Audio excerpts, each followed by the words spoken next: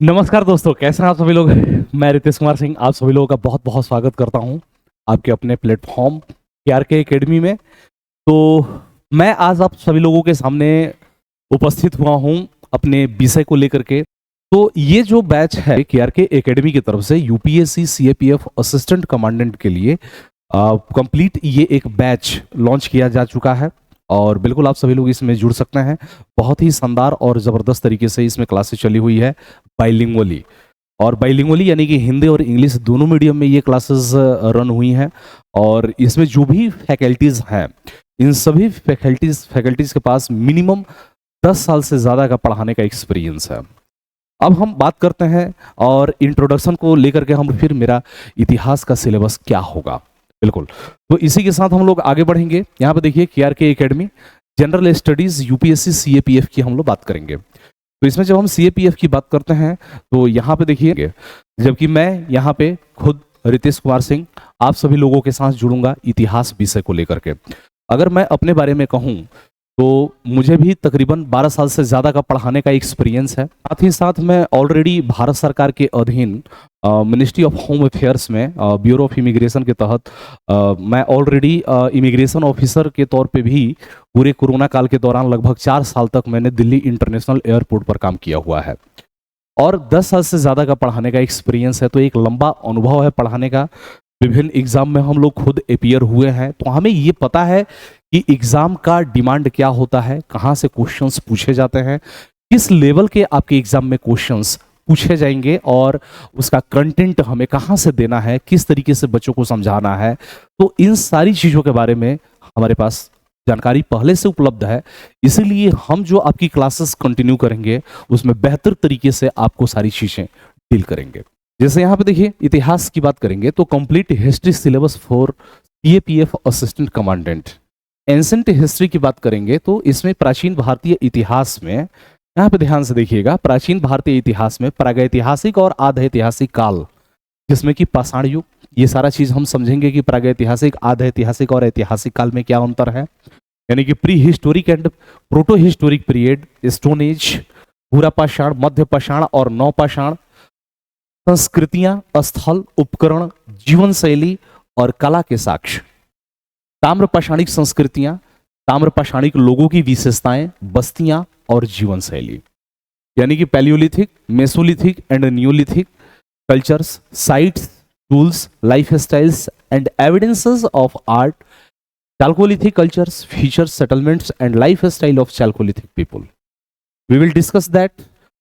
Later on we will move Indus Valley Civilization, जिसको हम हड़प्पा सभ्यता के नाम से भी जानते हैं।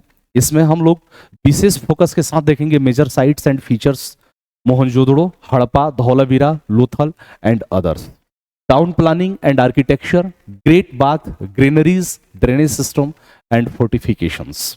इकोनॉमी की बात करेंगे तो हड़प्पा सभ्यता में या इंडस वैली सिविलाइजेशन के दौरान agriculture, trade, domestics and foreign trade, craft and industries, यानी कि इन सब टॉपिक्स के बारे में हम लोग डिस्कशन करेंगे। फिर रिलीजन्स एंड सोसाइटी, यानी कि हड़प्पा काल का धर्म और समाज क्या था, इसके बारे में बात करेंगे।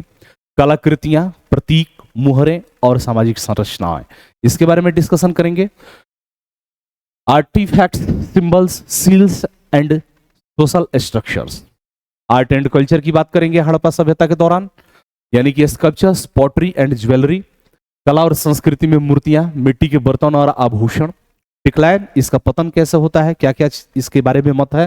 तो theories regarding the decline of the Indus valley civilisation, यानी कि पतन, सिंधु घाटी सभ्यता के पतन के संबंध में सिद्धांत। फिर आगे बढ़ेंगे हम लोग तो वैदिक एज के बारे में बात करेंगे। वैदिक पीरियड के बारे में अगर हम लोग बात करेंगे तो इसमें क्या क्या दिखाई देगा, तो अर्ली एंड लेटर वैदिक पीरियड हमें दिखाई देता है, प्रारंभिक और उत्तर वैदिक काल। फिर अर्ली वैदिक पीरियड यानी कि ऋग्वैदिक सोसाइटी, उस दौरान की जो राजनीतिक व्यवस्था है, polity and economy, religious practices and God. यानी कि वैदिक युग में प्रारंभिक और उत्तर वैदिक दो पार्ट में हम इसको बांट करके बढ़ेंगे। प्रारंभिक वैदिक काल में ऋग्वैदिक समाज, राजनीति और अर्थव्यवस्था, धार्मिक प्रथाएं और देवता के बारे में हम लोग डिस्कशन करेंगे। फिर लेटर वैदिक पीरियड की बात करेंगे तो emergence of social classes like varna system, monarchy, rituals and literatures, Brahmana, Upanishad, religious practice and literatures, the Vedas, Samhitas, Brahmanas, Aranyaka and Upanishad. यानी कि उत्तर वैदिक काल के दौरान हम लोग देखेंगे सामाजिक वर्गों का उदय, वर्ण व्यवस्था, राजशाही, अनुष्ठान और साहित्य, ब्राह्मण, उपनिषद। ब्राह्मण और उपनिषद क्या है? तो ग्रंथ है, उसके बारे में हम लोग डिस्कशन करेंगे क्लास में। धार्मिक आचरण और साहित्य, वेद, संहिता, ब्राह्मण, आरण्यक और Upanishad. We will discuss each and everything. फिर धार्मिक और दार्शनिक आंदोलन जो 6th सेंचुरी बीसी में, स्पेशली जब हम जैन और बौद्ध की बात करेंगे, तो बोल रहा है कि rise of new religious movements, social, political and economic factors. ठीक है, यानी कि नए धार्मिक आंदोलन का उदय, सामाजिक, राजनीतिक और आर्थिक कारण। उसमें हम विशेष तौर से बौद्ध धर्म के बारे में डिस्कशन करेंगे, यानी कि life of Gautam Buddha, 4 Nobel truth जो 4 आर्य सत्य हैं, 8 फोल्ड पाथ यानी कि अष्टांगिक मार्ग, कंसेप्ट ऑफ निर्वाण एंड संघ, Buddhist councils and spirit of Buddhism. यानी कि गौतम बुद्ध का जीवन, 4 आर्य सत्य, अष्टांगिक मार्ग, निर्वाण और संघ की अवधारणाएं, बौद्ध परिषदें और बौद्ध धर्म का प्रसार। ये सारी चीजें हम लोग क्या करेंगे? तो डिस्कशन करेंगे अपने रेगुलर क्लासेस में। और ये जो मैं सिलेबस आप लोगों के साथ डिस्कशन कर रहा हूं, किसका सिलेबस है? तो यूपीएससी सीएपीएफ असिस्टेंट कमांडेंट का ये कंप्लीट सिलेबस है आप लोगों का हिस्ट्री का। ठीक है, चलिए आगे बढ़ते हैं।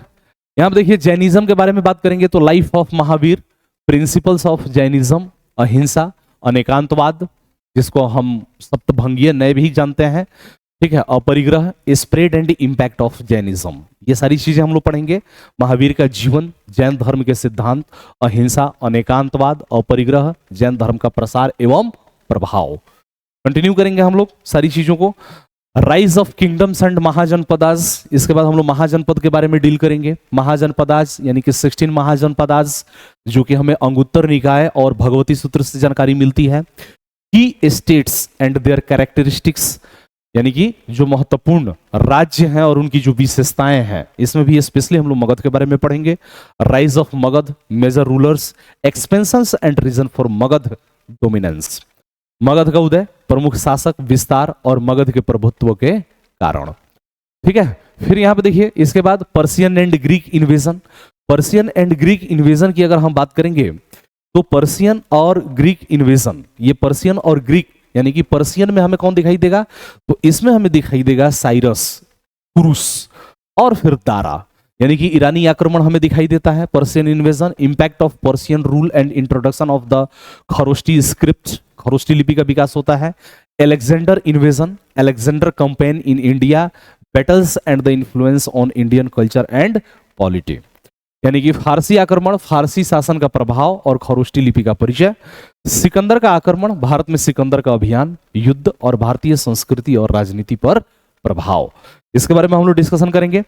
फिर यहाँ पे देखिए मौर्यन इंपायर्स के बारे में we will discuss. Chandragupta Maurya, establishment of the Mauryan empire, administration and rule of Chanakya, यानी कि चंद्रगुप्त मौर्य, मौर्य साम्राज्य की स्थापना, प्रशासन और चाणक्य की भूमिका, इसके बारे में हम लोग डिस्कशन करेंगे। फिर यहाँ पे देखिए अशोक, यानी कि स्पेशल हमें अशोक के बारे में कुछ चीजों को अलग से डिस्कशन करना होगा, जिसमें कलिंग वार and Ashoka Dhamma, propagations of Buddhism, Ashoka edicts, pillars and inscriptions, Mauryan administrations यानी कि सेंट्रल, केंद्रीय, provincial administrations, army and economy, decline of the Mauryan empire, यानी कि कलिंग युद्ध और अशोक का धम, बौद्ध धर्म का प्रचार, अशोक के शिलालेख, स्तंभ और शिलालेख, मौर्य प्रशासन, केंद्रीय और प्रांतीय प्रशासन, सेना और अर्थव्यवस्था, मौर्य साम्राज्य का पतन। फिर यहां पर देखिए पोस्ट मौर्यन पीरियड, यानी कि मौर्यन के बाद, यानी कि जो विदेशी आक्रमणकारी भारत में आते हैं और जो देसी, दो धाराएं जो हमें दिखाई देती है, फॉरेन इन्वेजर और इंडियंस यानी कि इंडिजीनियस रूलर्स, उनके बारे में हम लोग डिस्कशन करेंगे, यानी कि इंडो ग्रीक, शक, कुषाण एंड पर्थियंस यानी कि Pahlava. Later their contributions to Indian culture, भारतीय संस्कृति में उनका योगदान, सोसाइटी एंड इकोनॉमी, ठीक है। इंडो ग्रीक, शक, कुषाण और पर्थियन, भारतीय संस्कृति, समाज और अर्थव्यवस्था में उनका योगदान, इसके बारे में हम लोग बात करेंगे। फिर यहाँ पे देखिए सातवाहन डायनेस्टी के बारे में हम लोग डिस्कशन करेंगे। किसके बारे में? Satavahana dynasty, administration, society, culture and trade, trade and commerce, development of trade routes and urban centres, यानी कि प्रशासन, समाज, संस्कृति और व्यापार ड्यूरिंग द सातवाहन पीरियड, ठीक है। प्रतिष्ठान या पैटर्न जो इनकी राजधानी है, व्यापार और वाणिज्य यानी कि व्यापार मार्ग, रेशम मार्ग और शहरी केंद्रों का विकास। फिर हम लोग पढ़ेंगे Gupta empire, that is very important, यहां से बहुत सारे क्वेश्चंस आपके एग्जाम में पूछे जाएंगे। Political history and administrations, important rulers, Chandragupta first, Chandragupta second, Chandragupta first, Samudragupta, Chandragupta second, administrations and governance, society and economy, caste system, status of women, agriculture and trade. यानी कि राजनीतिक इतिहास और प्रशासन, महत्वपूर्ण शासक, इसमें चंद्रगुप्त मौर्य, समुद्रगुप्त, चंद्रगुप्त द्वितीय, प्रशासन और शासन। फिर समाज और अर्थव्यवस्था, जाति व्यवस्था, महिलाओं की स्थिति, कृषि और व्यापार। ये सारी चीजें हम लोग जो गुप्त साम्राज्य के दौरान है उसके बारे में हम लोग डिस्कशन करेंगे। फिर आगे मूव करेंगे, यहाँ पे देखिए आर्ट एंड कल्चर, यानी कि आर्ट एंड कल्चर की हम लोग बात करेंगे तो literature, works of Kalidas special तौर पे हम लोग पढ़ेंगे, आर्यभट्ट एंड अदर्स। आर्किटेक्चर जो है इस दौरान जो वास्तुकला के क्षेत्र में जो विकास होता है, जिसमें स्पेशली हम बात करेंगे टेम्पल्स, यानी कि जब हम मंदिर की बात करते हैं तो मंदिर की शुरुआत ही हमें गुप्त काल से दिखाई देती है, caves and stupas. Science and technology development in astronomy, mathematics and medicines, decline of the Gupta empire. यानी कि साहित्य, कालिदास, आर्यभट्ट और अन्य की कृतियां हम लोग पढ़ेंगे। वास्तुकला, मंदिर, गुफाएं और स्तूप, विज्ञान और प्रौद्योगिकी, खगोल विज्ञान, गणित और चिकित्सा, ठीक है, में विकास और गुप्त साम्राज्य, यानी कि इन सब के बारे में हम लोग विस्तार पूर्वक डिस्कशन करेंगे। फिर वाकाटक, पल्लव, चालुक्य एंड संगम एज, यानी कि यहां तक आते आते हमारा जो एंसेंट हिस्ट्री का सिलेबस है वो लगभग फिनिश हो चुका रहेगा। यानी कि तमिल किंगडम्स, यानी कि चेर, चोल और पांड्य, यानी कि जो कि संगम में हमें जानकारी मिलता है। लिटरेचर, इकोनॉमी एंड सोसाइटी, संगम काल का, तो बोल रहा है कि तमिल साम्राज्य, चेर, चोल, पांड्य, संगम साहित्य, अर्थव्यवस्था, समाज और संस्कृति के बारे में हम लोग डिस्कशन करेंगे और बिल्कुल विस्तार पूर्वक डिस्कशन करेंगे। फिर यहाँ पे Pallava and Chalukya, contribution to art, architectures, Mahabalipuram temples, cave temples and literature, यानी कि पल्लव और चालुक्य का कला, वास्तुकला, महाबलीपुरम मंदिर, गुफा मंदिर और साहित्य में योगदान। ठीक है, फिर यहाँ पे देखिए हर्ष एंड लेटर किंगडम। हर्ष ये एंसेंट इंडिया में ही अभी हम लोग, हर्षवर्धन जिसको उत्तर भारत का अंतिम हिंदू महान शासक कहा जाता है, यानी कि last Hindu rulers of north India. Administration के बारे में, रिलीजियस पॉलिसी पढ़ेंगे उसका, एंड नालंदा यूनिवर्सिटी इसके बारे में पढ़ेंगे। वैसे नालंदा की बात करेंगे तो इसकी स्थापना गुप्त काल में ही हो जाती है, लेकिन हर्षवर्धन के समय में भी जो हमें परिवर्तन दिखाई देगा वो हमें डिस्कस करना है यहाँ पे।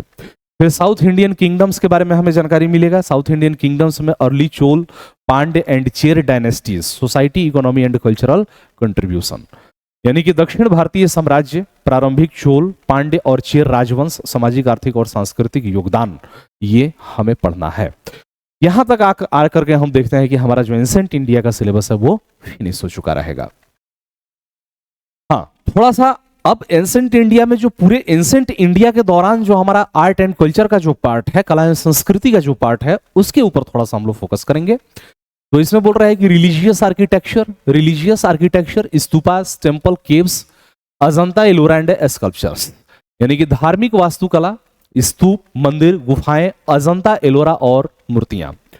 साइंस एंड मैथमेटिक्स के बारे में भी हम लोग डिस्कशन करेंगे। Developments in astronomy, Aryabhata, Varahamihira, medicine के क्षेत्र में सुश्रुत और चरक हमें दिखाई देते हैं, एंड मैथमेटिक्स, यानी कि विज्ञान और गणित के क्षेत्र में खगोल विज्ञान, आर्यभट्ट और वराह मिहिर हमें दिखाई देते हैं।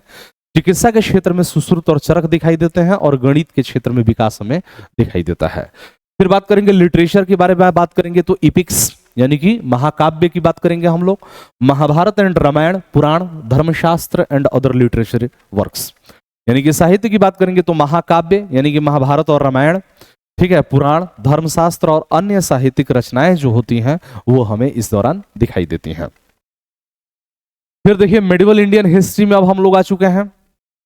अब मेडिवल इंडियन हिस्ट्री की बात करेंगे तो अर्ली मेडिवल इंडिया यानी कि 750 टू 1200 एडी, यानी कि 750 ईस्वी यानी कि 647 ईस्वी में हर्षवर्धन की मृत्यु हो जाती है। और तब से लेकर के जब आप मुस्लिम आक्रमणकारी आते हैं और जब दिल्ली सल्तनत की स्थापना होती है, तब तक का जो समय है वो कौन सा समय है, तो अर्ली मेडिवल इंडिया का समय है। ठीक है, यानी कि प्रारंभिक मध्यकालीन भारत 750 से लेकर के 1200 ईस्वी तक का समय है। Regional kingdoms and early dynasties के बारे में बात करेंगे तो नॉर्दर्न इंडिया में हमें क्या दिखाई देता है, तो राजपूत राज्य दिखाई देगा, यानी कि राजपूत किंगडम दिखाई देगा, यानी कि क्षेत्रीय साम्राज्य और प्रारंभिक राजवंश में उत्तरी भारत में राजपूत साम्राज्य, जिसको हम राजपूत काल के नाम से जानते हैं, जिसमें प्रतिहार, चौहान, गढ़वाल और तोमर, पाल और राष्ट्रकूट, इन सब के बारे में हम लोगों ने मिडिवल इंडिया में डिस्कस किया है या करना है अभी, ठीक है। तो यहां पर देखिए पाल एंड राष्ट्रकूट।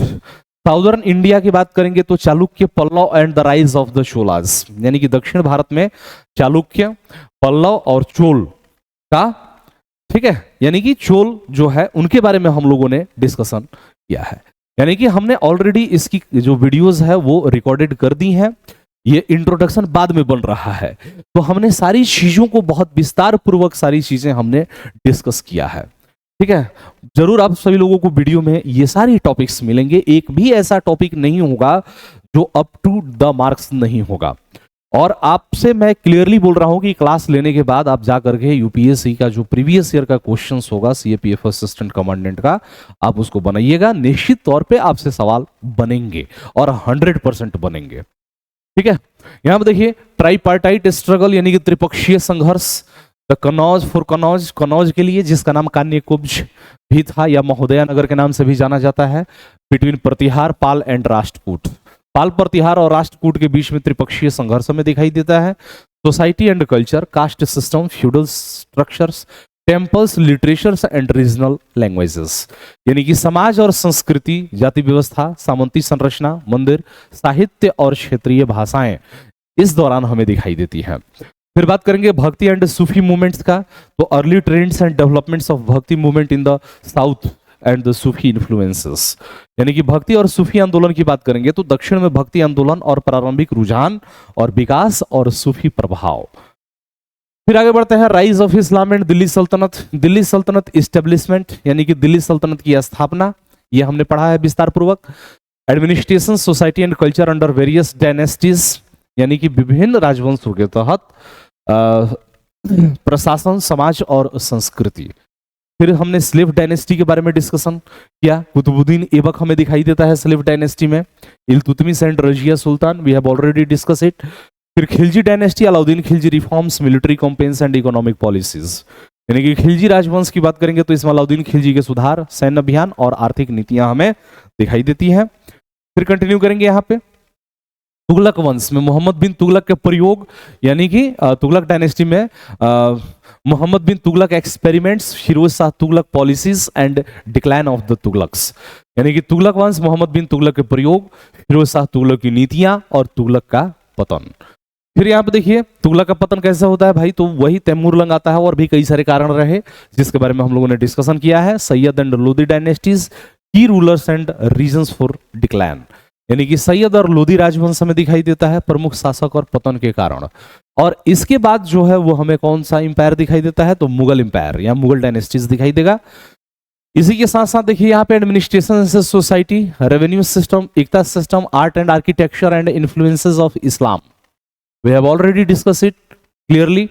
तो प्रशासन और समाज, राजस्व प्रणाली, एकता प्रणाली, एकता जो कि अरबी शब्द है जिसका अर्थ होता है भूमि का टुकड़ा, एकता प्रणाली, ठीक है। इसी के साथ साथ कला, वास्तुकला और इस्लाम का प्रभाव।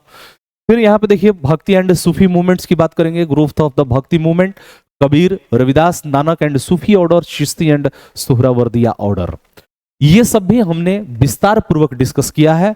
तो भक्ति और सूफी आंदोलन, भक्ति आंदोलन, कबीर, रविदास, नानक और सूफी में, सूफी संप्रदाय में शिस्तिया और सुहरावर्दिया की हम लोग यहाँ पे बात करेंगे। क्लियर, आगे बढ़ते हैं। यहाँ पे देखिए प्रोविंशियल किंगडम्स, यानी कि जो प्रोविंशियल या जो प्रांतीय जो साम्राज्य थे, यहाँ पे किंगडम ऑफ विजयनगर, इसके बारे में भी हमने डिस्कशन किया है 1336 से लेकर के 1646 तक। Founders, administration, society, economy and contribution to art and architecture, यानी कि संस्थापक, प्रशासन, समाज, अर्थव्यवस्था और कला और वास्तुकला का योगदान। Important rulers like Krishnadeva Raya and their patronage of literature, music and dance, यानी कि कृष्णदेव राय जैसे महत्वपूर्ण शासक और उनका साहित्य, संगीत और नृत्य को संरक्षण। फिर आगे बढ़ते हैं, ये देखिए बहमनी किंगडम के बारे में हम लोग बात करेंगे। तो 1347 से 1525, establishment, expansion and conflict with Vijayanagar, contributions to art, architecture and development of Deccan culture, यानी कि विजयनगर की स्थापना, विस्तार और संघर्ष, दक्कन संस्कृति की कला, वस्तुकला और विकास में योगदान। आगे बढ़ते हैं। ये हमारा सब सिलेबस है अपना यूपीएससी सीएपीएफ असिस्टेंट कमांडेंट को, और इसी को टारगेटेड रख के हमारी पूरी टीम आप सभी लोगों के साथ केआरके जो प्लेटफॉर्म है उसके माध्यम से लगातार मेहनत कर रही है। आपका सिलेक्शन ही हमारा लक्ष्य है, और 5 मार्च को आप सभी लोगों का नोटिफिकेशन ऑलरेडी आ चुका है, और ये हमारी बैच जो है कंप्लीट हो चुकी है। पूरा का पूरा आपका रिकॉर्डिंग इसका वीडियोस मिल जाएगा, तो आप जा करके इस वीडियो को परचेज करके देख सकते हैं। ऐसा नहीं है कि इसमें आप क्लास लेते रहेंगे या इंतजार करेंगे कि सर कब लाइव आएंगे, ऐसा कुछ नहीं है। सारी क्लासेस रिकॉर्ड हो चुकी हैं, सारा हमारा पूरा जो टीम है वो सारा क्लास कंप्लीट कर चुका है। तो आप सभी लोग जा करके फटाफट इसको परचेज कर लीजिएगा इस बैच को, और फिर लग जाइएगा अपनी तैयारी में। ठीक है, तो ये केआरके एकेडमी की तरफ से ये सारी चीजें हम लोग प्रोवाइड करा रहे हैं आप लोगों को। मुगल एम्पायर की बात करेंगे तो Babur, establishment of Mughal rule in India, battle of Panipat and administration. यानी कि बाबर, भारत में मुगल शासन की स्थापना, पानीपत की लड़ाई और प्रशासन। ठीक है, आगे बढ़ते हैं हम लोग। ठीक है, आगे बढ़ेंगे तो Humayun, struggle with Sher Shah Suri, exile and return. यानी कि हुमायूं, शेरशाह सूरी के साथ उसका संघर्ष, निर्वासन और वापसी। Sher Shah Suri, administrative reform, revenue system and contribution to road building and trade. इन सब के बारे में हमने विस्तार पूर्वक डिस्कशन किया है अपने क्लास में। एक बार क्लास लीजिए, आप लोग पढ़िए, हमारे साथ जुड़िए, फिर आपको लगेगा कि हाँ हमारी पूरी टीम जो है वो किस तरीके से मेहनत कर रही है आप सभी लोगों के सपने को पूरा करने के लिए, और आपका जो सिलेक्शन है वही हमारा लक्ष्य है। ठीक है, तो शेरशाह सूरी, प्रशासनिक सुधार, राजस्व प्रणाली और सड़क निर्माण और व्यापार में योगदान। फिर अकबर के बारे में हम लोग डिस्कशन करेंगे। तो अकबर की बात करेंगे तो Akbar, expansion and consolidation of empire, यानी कि एम्पायर का कैसे कंसोलिडेट करता है ये, साम्राज्य का विस्तार एवं सुदृढ़ीकरण, प्रशासनिक सुधार यानी कि मनसबदारी प्रणाली, धार्मिक नीतियां, राजपूत गठबंधन, सामाजिक और सांस्कृतिक योगदान, कला साहित्य और वास्तुकला। यानी कि administrative reforms, mansabdari system, religious policies, Rajput alliances, social and cultural contributions, art, literature and architecture. Jahangir and Shah Jahan, अब किसके बारे में बात करेंगे हम लोग, जहांगीर एवं शाहजहां के बारे में बात करेंगे। तो administrative policy, expansion and decline of religious tolerance, art, architecture जैसे Taj Mahal, Red Fort and patronage of culture. यानी कि प्रशासनिक नीतियों की बात करेंगे तो धार्मिक सहिष्णुता का विस्तार एवं ह्रास, कला वास्तुकला जिसमें ताजमहल, लाल किला और संस्कृति का संरक्षण हमें दिखाई देता है। फिर बढ़ते हैं औरंगजेब की तरफ। तो उसकी धार्मिक नीति जो थी वो क्या थी, religious policies, expansion into the Deccan, Maratha conflict, reasons for the decline of Mughal empire. यानी कि धार्मिक नीति, इसमें दक्कन में विस्तार, मराठा संघर्ष, मुगल साम्राज्य के पतन के कारण। फिर मुगल एम्पायर की बात करेंगे तो मनसबदारी, इसको हमने बिल्कुल विस्तार पूर्वक डिस्कशन किया है, और यहां से निश्चित तौर पे आपके प्रश्न पूछे जाएंगे। तो mansabdari and jagirdari system, revenue and military organisation, society and culture. यानी कि मनसबदारी और जागीरदारी प्रणाली, राजस्व और सैन्य संगठन, समाज और संस्कृति। फिर सोशल स्ट्रक्चर के बारे में बात करेंगे तो role of women and the influence of Persian culture, Mughal art and architectures, miniatures, paintings, forts and tombs. सामाजिक संरचना, महिलाओं की भूमिका और फारसी संस्कृति का प्रभाव, मुगल कला और वास्तुकला, लघु चित्र, किले और मकबरे। मराठा एम्पायर में rise of the Marathas, Shivaji and establishment of the Maratha empire, administration and military tactics. Shivaji और मराठा साम्राज्य की स्थापना, प्रशासन और सैन्य रणनीति, पेशवाओं के अधीन विस्तार, बालाजी विश्वनाथ, बाजीराव प्रथम और उनकी सैन्य और प्रशासनिक नीतियां। ठीक है, यानी कि expansion under the Peshwa Balaji Vishwanath, Bajirao first and their military and administrative policies. Conflict with Mughal and later declines. ठीक है, यानी कि later Mughals and later declines, Maratha confederacy, third battle of Panipat and causes of decline. यानी कि मुगलों के साथ संघर्ष और बाद में पतन, मराठा संघ, पानीपत की तीसरी लड़ाई और पतन के कारण। Maratha administrations, revenue and judicial system, Ashtapradhan, councils and military structures. यानी कि मराठा प्रशासन, राजस्व और न्यायिक प्रणाली, ये सब कुछ हमने देखा है विस्तार पूर्वक। अष्टप्रधान परिषद और सैन्य संरचना। ये जो अष्ट प्रधान है ये क्या है, तो ये मराठा साम्राज्य में शिवाजी के समय में एक तरीके से कैबिनेट मंत्री के तरीके से कैबिनेट मंत्री की तरह अष्ट प्रधान है, यानी कि 8 मंत्रियों का समूह है। आगे बढ़ते हैं। Regional state in the 18th century, यानी कि 18वीं सदी में जो क्षेत्रीय राजवंश है उनमें Rajput state, administrations, culture and conflicts with the Mughals, Awadh, rise of the Nawab, administrations and culture, Hyderabad, Nizam rules, relationship with the Mughals and regional administration, यानी कि राजपूताना में प्रशासन, संस्कृति और मुगलों के साथ संघर्ष, अवध में नवाबों का उदय, प्रशासन और संस्कृति, हैदराबाद की बात करेंगे तो निजाम का शासन, मुगलों के साथ संबंध और क्षेत्रीय प्रशासन। ये सभी जो डिस्कशन हम लोग कर रहे हैं ये हमारा यूपीएससी सीएपीएफ असिस्टेंट कमांडेंट का कंप्लीट हिस्ट्री का सिलेबस है, और इसी जो सिलेबस को हम लोग आज डिस्कशन कर रहे हैं इसी को लेकर के मैं आप सभी लोगों के साथ उपस्थित रहूंगा, और मैं ही ये पूरा का पूरा सिलेबस कवर कराया हूं केआरके के एप्लीकेशन पे, केआरके एकेडमी के एप्लीकेशन पे। तो बिल्कुल केआरके का जो प्लेटफॉर्म है that is one of the best platform that provides each and everything for you for the UPSC CAPF assistant commandant exam. So do not be late and just go by the batches and join the classes and you will feel difference. यहाँ देखिए फिर बंगाल के बारे में बात कर देंगे तो Murshid Quli Khan, Alivardi Khan and British interest in Bengal. फिर पंजाब की बात करेंगे, rise of the Sikh under Guru Gobind Singh, establishment of the Sikh confederacy and the rule of Maharaja Ranjit Singh, Sukerchakia मिसल।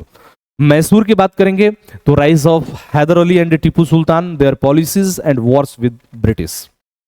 यानी कि बंगाल में मुर्शिद कुली खां, अलीवर्दी खां और बंगाल में ब्रिटिश हित। पंजाब की बात करेंगे तो पंजाब में गुरु गोविंद सिंह के नेतृत्व में सिखों का उदय, सिख संघ की स्थापना और महाराजा रणजीत सिंह का शासन। फिर मैसूर की बात करेंगे तो हैदर अली और टीपू सुल्तान का उदय, उनकी नीतियां और अंग्रेजों के साथ युद्ध, ये सारी चीजें हम लोग पढ़ेंगे। फिर भक्ति एंड सूफी मूवमेंट, भक्ति movement, Sant of the bhakti movement in north India, Kabir, Mirabai, Surdas, Tulsidas, impact on society and religion. भक्ति और सूफी आंदोलन, उत्तर भारत में भक्ति आंदोलन के संत कबीर, मीराबाई, सूरदास, तुलसीदास और समाज और धर्म पर इसका प्रभाव। सूफी मूवमेंट में सूफी ऑर्डर में Chishtiya, Suhrawardiya, Qadiriya, influence of Sufism on Indian culture, music and literature. यानी कि सूफी संप्रदाय की बात करेंगे तो चिश्तिया, सुहरावर्दिया, कादरी, भारतीय संस्कृति, संगीत और साहित्य पर सूफीवाद का प्रभाव हमें दिखाई देता है। फिर यहां देखिए art, culture and science in medieval India. क्या क्या? Art, culture and science in medieval India. Literature and language की बात करेंगे तो Persian, Urdu, Hindi, Marathi and other regional languages. यानी कि साहित्य और भाषा जिसमें फारसी, उर्दू, हिंदी, मराठी और अन्य क्षेत्रीय भाषाएं और वास्तुकला की हम बात करेंगे। आर्किटेक्चर में सुल्तान आर्किटेक्चर, सल्तनत आर्किटेक्चर, कुतुब मीनार, अलाई दरवाजा, इन सब के बारे में हम लोगों ने डिस्कशन किया है। सल्तनत कालीन वास्तुकला में कुतुब मीनार, अलाई दरवाजा, ये सारी चीजें हमें डिस्कशन करनी है अपनी यूपीएससी सीएपीएफ असिस्टेंट कमांडेंट के एग्जाम को टारगेट में रखते हुए। फिर यहां पे देखिए Mughal architecture, Humayun tomb, Taj Mahal, Red Fort, Vijayanagara and Bahmani architecture, Hampi temples, Gol Gumbaz. Mughal वास्तुकला की बात करेंगे तो हुमायूं का मकबरा, ताजमहल, लाल किला।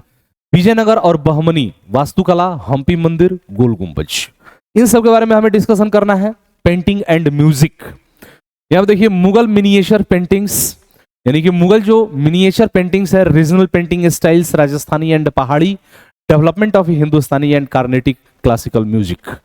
ये अपना सभी सिलेबस जो है किसका है, तो यूपीएससी सीएपीएफ असिस्टेंट कमांडेंट का हिस्ट्री का सिलेबस है, जिसमें मुगल लघु चित्रकला, क्षेत्रीय चित्रकला शैलियां, राजस्थानी और पहाड़ी हिंदुस्तानी और कर्नाटक शास्त्रीय संगीत का विकास। फिर साइंस एंड टेक्नोलॉजी की बात करेंगे तो contribution in astronomy, medicine and development in weaponry, यानी कि खगोल विज्ञान, चिकित्सा और हथियार विज्ञान के विकास में योगदान। फिर मॉडर्न इंडियन हिस्ट्री की अब बात करते हैं। यहां तक हमारा मेडिवल इंडियन हिस्ट्री जो है वो समाप्त हो चुका है। ये जो हम लोग डिस्कशन करेंगे ये क्या है हमारा, तो मॉडर्न इंडियन हिस्ट्री है, और यहां से हमारा मॉडर्न इंडियन हिस्ट्री का सिलेबस शुरू होता है। इस पे और एंसेंट हिस्ट्री पे हमारा फोकस थोड़ा ज्यादा रहेगा, मेडिवल पे थोड़ा सा कंपैरेटिवली टू दिस कम रहेगा, क्योंकि क्वेश्चंस की संख्या जो है वो थोड़ी सी कम है। तो advent of Europeans and British expansion in India, यानी कि भारत में यूरोपीय लोगों का आगमन और ब्रिटिश विस्तार। European trade in India, Portuguese, Dutch, British and French. Bharat में यूरोपीय व्यापारी पुर्तगाली, डच, ब्रिटिश और फ्रांसीसी। British east India company establishment, expansion and trade practices, Anglo French rivalry, Carnatic Wars and impact on Indian politics. यानी कि ब्रिटिश ईस्ट इंडिया कंपनी, स्थापना, विस्तार और व्यापार प्रथाएं, आंग्ल फ्रांसीसी प्रतिद्वंदता, कर्नाटक युद्ध और भारतीय राजनीति पर इसका प्रभाव। फिर यहां पर देखते हैं British conquest and expansion, battle of Plassey, हमें क्या दिखाई देता है? Battle of Plassey 1757 and battle of Buxar 1764। Plassey का युद्ध 1757 और बक्सर का युद्ध 1764 विस्तार पूर्वक हमने पढ़ा है। Subsidiary alliance, doctrine of lapse and other expansionist policies, Anglo Mysore wars, Anglo Maratha wars and Anglo Sikh war. यानी कि सहायक गठबंधन, चूक का सिद्धांत, या इसी को दयावसान का सिद्धांत भी कहते हैं। क्या कहते हैं? दयावसान का सिद्धांत। ठीक है, इस बात को ध्यान रखिएगा, दयावसान का सिद्धांत, जिसको डॉक्ट्रिन ऑफ लैप्स बोलते हैं। ठीक है, और अन्य विस्तारवादी नीतियां, एक्सपेंसिव मतलब कि जो एक्सपेंशनिस्ट जो पॉलिसीज है। एंग्लो मैसूर युद्ध, जो भी हमारे पास जो मैसूर युद्ध 4 दिखाई देते हैं, उनके बारे में हमने विस्तार से डिस्कशन किया है। कौन कौन सी संधि हुई, किसका विस्तार था, कब कब युद्ध हुए, क्या क्या हुआ, इन सब के बारे में हमने डिस्कशन किया है। फिर एंग्लो मराठा युद्ध और एंग्लो सिख युद्ध हमें दिखाई देता है। फिर आगे बढ़ते हैं तो British administration and economic policy, इसके बारे में भी हमने डिस्कशन किया है। यानी कि regulating acts and administrative reforms, regulating act of 1773, Pitt's India act of 1784, charter act 1813, 1833, 1853। ये सारी जो चीजें हैं ये आपको कहां से मिलेगी? ये British economic administrative economic policy ये हमने पढ़ा है। बाकी ये जो आपको दिख रहा है ना एक्ट, ये आपको पॉलिटी में आलोक सर इसको डिस्कस करेंगे। ठीक है, क्योंकि पॉलिटी की शुरुआत ही यहीं से होगी, इस बात को ध्यान रखिएगा। फिर आगे बढ़ते हैं लैंड रेवेन्यू सिस्टम, ये हम लोग डिस्कस करेंगे। ठीक है, और इसको हमने डिस्कस किया है और बिल्कुल विस्तार पूर्वक डिस्कस किया है, जिसमें permanent settlement, ryotwari and mahalwari system, economic impact of British rule, de industrialisation, impact on artisans and weavers, commercialisation of agriculture, drain of wealth theory, Dadabhai Naoroji, views on the economic impact of British policies. यानी कि स्थायी बंदोबस्त, रैयतवाड़ी और महलवाड़ी व्यवस्थाएं, British शासन का आर्थिक प्रभाव। ठीक है, बी औद्योगिकरण, कारीगरों और बुनकरों का प्रभाव, कृषि का व्यवसायीकरण, धन निष्कासन का सिद्धांत, ब्रिटिश नीतियों के आर्थिक प्रभाव पर दादा भाई नेहरू के विचार। ये सब किसके द्वारा? तो ये सब हमने बिल्कुल क्लास में, अपने जो क्लास हमने रेगुलर किया है उसमें बिल्कुल विस्तार पूर्वक सारी चीजों को डिस्कशन किया है। तो बिल्कुल आप सभी लोग बने रहिए हमारे साथ केआरके एकेडमी, जो आप लोगों के लिए बहुत ही शानदार कंप्लीट बैच लेकर के आ चुकी है आपके यूपीएससी सीएपीएफ असिस्टेंट कमांडेंट के लिए, जिसमें मैं रितेश कुमार सिंह आप सभी लोगों के साथ इतिहास विषय को लेकर के जुड़ रहा हूं। ठीक है, socio religious reform movements in 19th century, Hindu reform movements, जिसमें ब्रह्म समाज हमें दिखाई देता है 1828 ईस्वी में, राजा Ram Mohan Roy, Arya Samaj, Swami Dayanand Saraswati, contributions of Swami Vivekananda, Ramakrishna mission and others. यानी कि 19वीं सदी के हिंदू सुधार आंदोलनों में सामाजिक धार्मिक सुधार आंदोलन ब्रह्म समाज, जिसमें राजा राम मोहन राय, आर्य समाज, स्वामी दयानंद सरस्वती, स्वामी विवेकानंद, रामकृष्ण मिशन और अन्य का योगदान हमें दिखाई देता है। फिर Muslim reform movements, Muslim reform movements यानी कि Aligarh movement by sir Syed Ahmad Khan, Deoband movement, Sikh reform movement, Singh Sabha movement. यानी कि मुस्लिम सुधार आंदोलन में सर सैयद अहमद खान को हमने विस्तार पूर्वक पढ़ा, अलीगढ़ आंदोलन, देवबंद आंदोलन, ठीक है, फिर सिख सुधार आंदोलन, सिंह सभा आंदोलन, इन सब के बारे में हम लोगों ने रेगुलर क्लास में विस्तार से डिस्कस किया है। Other social reforms, contributions of Jyotiba Rao Phule, Narayana Guru and doctor B R Ambedkar, reform against social evils like sati, child marriage and caste discrimination. यानी कि अन्य सामाजिक जो सुधार है उसमें ज्योतिबा राव फुले, नारायण गुरु और डॉक्टर बी आर का योगदान, बी आर अम्बेडकर का जो योगदान है, उसके अलावा सती प्रथा, बाल विवाह और जातिगत भेदभाव जैसे सामाजिक बुराइयों के खिलाफ जो भी आंदोलन हुए हैं उसको हम लोगों ने विस्तार से डिस्कस किया है, जिसमें लोअर क्लास मूवमेंट है, सिविलियन मूवमेंट है, ठीक है, फिर फार्मल रिविलियंस है। तो इन सब के बारे में हम लोगों ने विस्तार पूर्वक सारी चीजों को डिस्कशन किया हुआ है। फिर यहां पे देखिए, यह है rise of nationalism and Indian National Congress, यानी कि कॉजेज ऑफ इंडियन नेशनलिज्म, भारत में राष्ट्रवाद के उदय के कारण, economic expansion, social reform and western education, formation of the Indian National Congress 1885, role of A O Hume early nationalist leader, यानी कि भारतीय राष्ट्रवाद के कारण, आर्थिक शोषण, सामाजिक सुधार और पश्चिमी शिक्षा, भारतीय राष्ट्रीय कांग्रेस का गठन 1885, एओ ह्यूम की भूमिका, प्रारंभिक राष्ट्रवादी जो नेता थे उनके बारे में भी हमने विस्तार पूर्वक डिस्कस किया है। फिर यहां पे देखिए मॉडरेट्स एंड एक्सट्रीमिस्ट के बारे में हमने बात किया है। मॉडरेट फेज जो कि 1885 टू 1905 तक का समय है। की लीडर्स दादा भाई नौरोजी, गोपाल कृष्ण गोखले, यानी कि जो ये अपना मॉडरेट्स फेज है, या जिसको हम उदारवादी चरण क्या कहते हैं, उदारवादी चरण। तो ये उदारवादी चरण जो है, इसके प्रमुख नेता दादा भाई नौरोजी, गोपाल कृष्ण गोखले, और जो उग्रवादी चरण जो था, एक्सट्रीमिस्ट जो फेज था, उसमें बाल गंगाधर तिलक, बिपिन चंद्र पाल एंड लाला लाजपत राय। लाल बाल पाल आप लोगों ने पढ़ा ही होगा। तो उग्रवादी चरण में बाल गंगाधर तिलक, बिपिन चंद्र पाल और लाला लाजपत राय, और बिंदु घोष भी इसमें जुड़े हुए थे। तो बेसिकली हम इनको कहते हैं लाल बाल पाल, ठीक है, लाल बाल पाल, इस बात को ध्यान रखिएगा। फिर आगे बढ़ते हैं, कंटिन्यू करेंगे। यहां पे देखिए partition of Bengal and swadeshi movement, we have discuss this things minutely, ठीक है।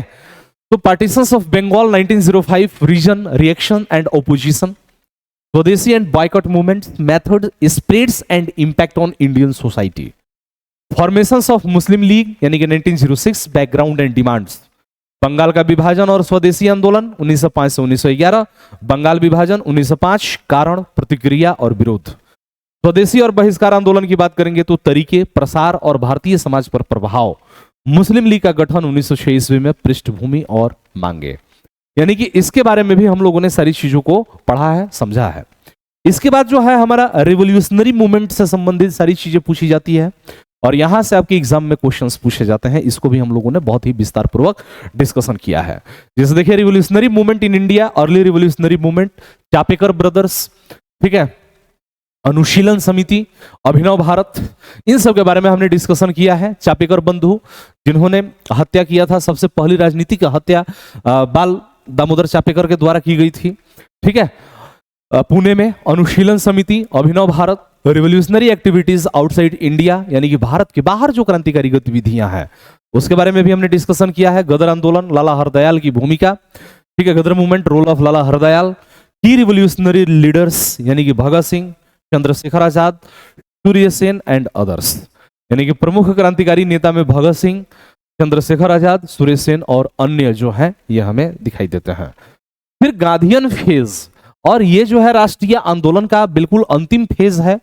बिल्कुल विस्तार पूर्वक सारी चीजों को हमने डिस्कशन किया है, सभी चीजों को समझा है। तो यहां पर देखिए गांधीयन एरा की बात करेंगे तो 1919 से 1947 ईस्वी का समय है।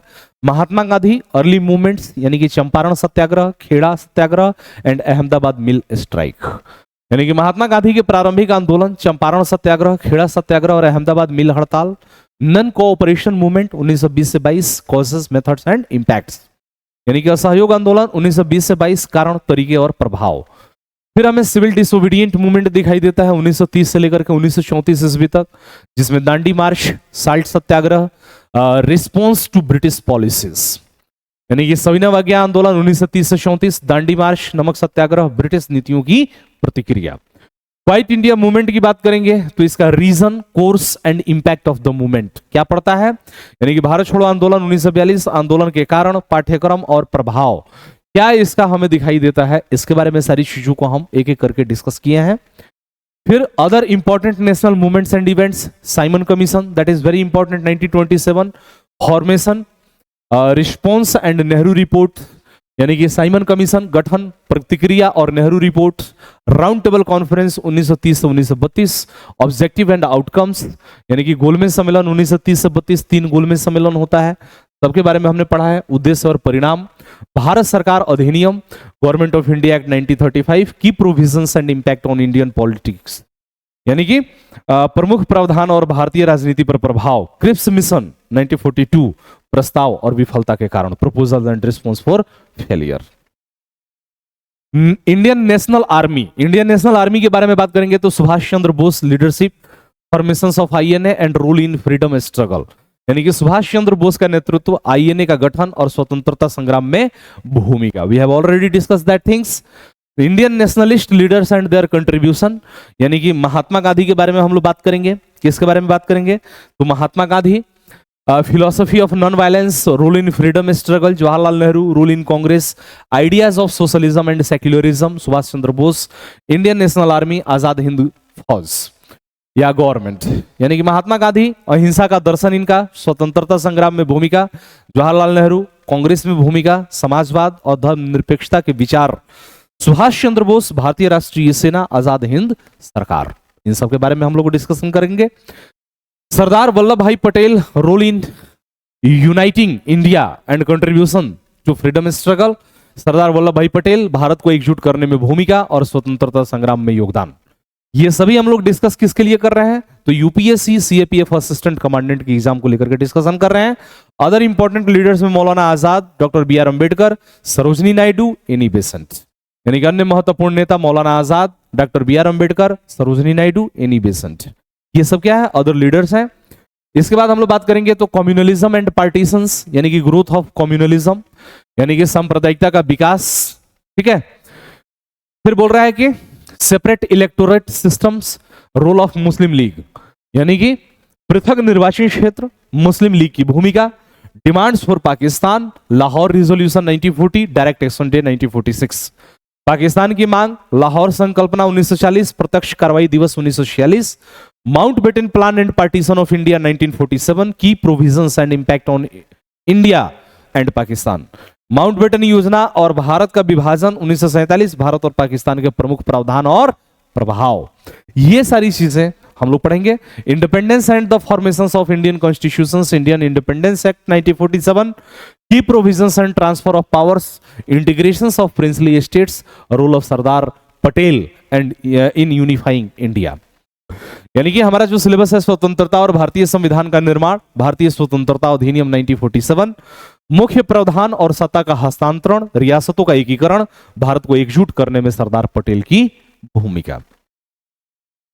फिर यहां पर देखिए संवैधानिक विकास, constitutional assembly, drafting committee and the adoption of the constitution, यानी कि संविधान सभा, प्रारूप समिति और संविधान को अपनाना, भारतीय संविधान की प्रमुख विशेषताएं, यानी कि की features of the Indian constitution, preamble, fundamental rights, directive principles, प्रस्तावना, मौलिक अधिकार, निर्देशक सिद्धांत, ये सारी चीजें हमें डिस्कस करनी है। Social and economic reforms in post independence India, economic planning and reforms, जिसमें लैंड रिफॉर्म्स, ये सब आपको इकोनॉमी में भी मिलेगा।